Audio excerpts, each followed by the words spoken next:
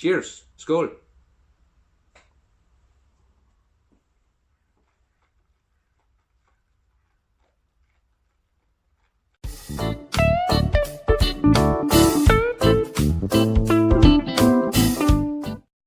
Hello everyone and welcome back to my channel. Today I have another whiskey review for you guys, and I'm continuing exploring Japanese whiskey, and I'm continuing with the Nikka series. Last one I couldn't find anywhere any Nikka samples available, so this is the last Nikka, in this round. Maybe later in the year there will be more Nikkas, but this one is the last for now. After this, a lot of other Japanese whiskeys I will explore and review. If you saw my Instagram story yesterday, you know which one it is. Today, the Nikka Coffey malt. It's a blended malt whiskey, and coffee is not like coffee the drink, but coffee with an EY at the end. Coffee is a type of still, also called a column still, as opposed to a pot still. A pot still is the big round thing at the bottom with the narrow up where the distillery goes on. A column still is a tube, like very tall, thin kind of still, and it just the whiskey is a little different in a column still or coffee still as opposed to a pot still. So this is going to be interesting just to try. This one cost 490 Danish crowns for 70 centiliters. That is just about 50 English pounds, maybe 55 euros, dollars, yeah. It's 45% alcohol, and it is chill filtered, and it is artificially colored. So far, all the Nikkas that I've found was artificially colored and chill filtered, so maybe that's just what they do always. Yeah, I guess so. There's no sponsored content in this video, and as always, everything on this channel is just my opinion. So, let's jump into the nosing, and after that, the most important thing, tasting. Color, light golden, and the legs is medium.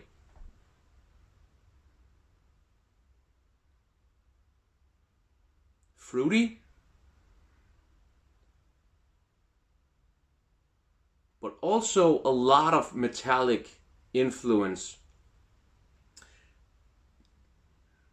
Quite a lot, actually. That's probably those coffee or column stills. That's the reason. I saw that before they only did it with single cask whiskies, and before that they were only used for rye whiskies. But in 2004, so this is maximum 6 years old, probably not 6 years old because we just got into 2020, so it's probably only 5 years old, or maybe even 4. So it's a very young whiskey, which would explain the high influence from the stills. And I'm guessing, I don't have that much experience with column stills whiskeys versus pot stills.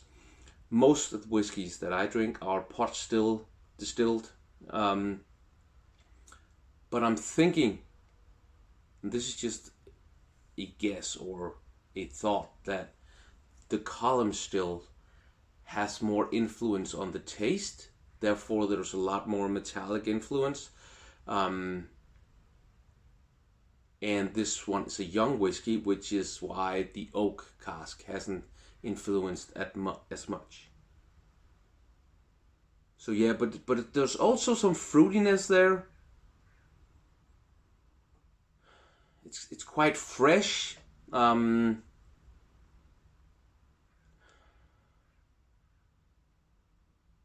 the metallic influence is the most powerful, the dominant.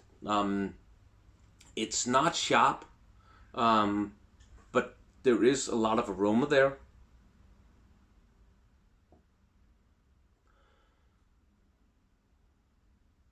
But for me, there's not a lot of complexity or different aromas. It's mostly just this little bit of sweetness, some fruitiness, and then this metallic influence from the copper pot stills.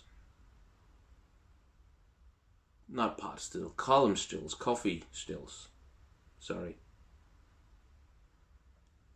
There's a little bit, there's also some malt there. Of course there is. Yeah, definitely. So, cheers. Skål.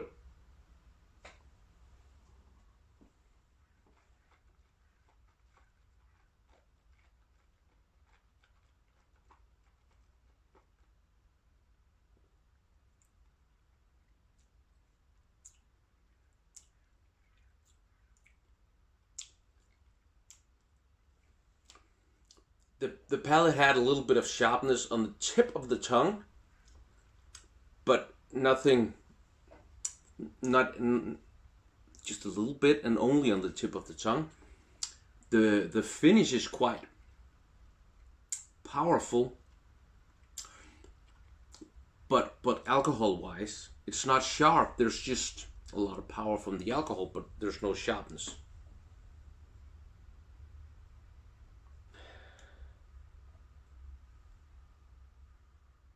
The nose is the same, only that the malt has stepped a little bit forward, and the metallic influence has stepped a little bit backwards.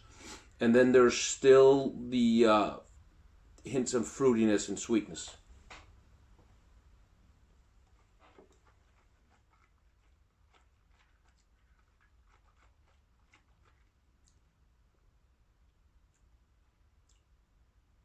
And the palate is maltiness, a little bit of metallic. The finish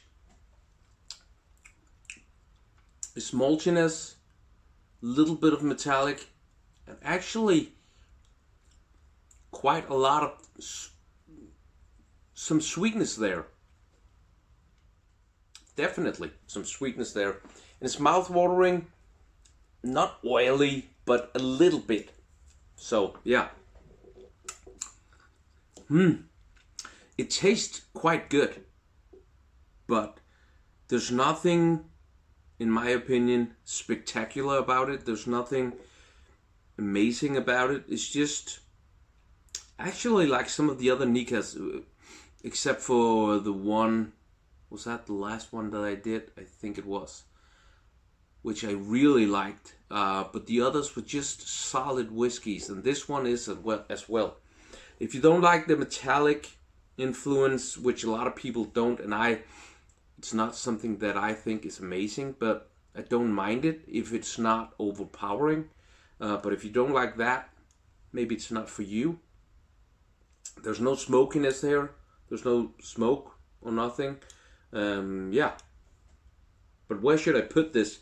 Because it's a good, solid whiskey, which tastes pretty good. But then again, that's it. There's nothing more there.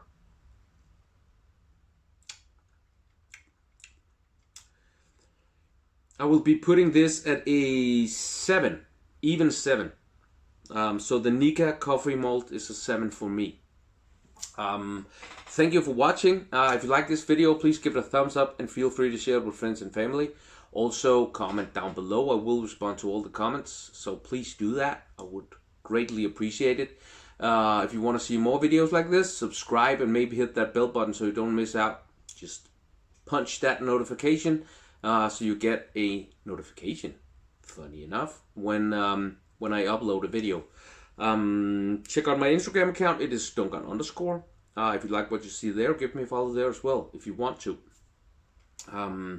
As I said in the beginning of the video, I often post stories about the next 5 or 10 coming videos. So that's a good way to, stay in touch and kind of know what's coming up. So yeah, that's it for the video today. Next 5 videos will be Japanese whiskeys. So I think I will be able to make 2 or 3, at least 2, but I think 3 during the weekend. So, and then 2 more next week. So keep an eye out for that. And yeah, that's it for the video today. Thank you for watching, and I will hopefully see you next time. Have a good Thursday. Bye bye.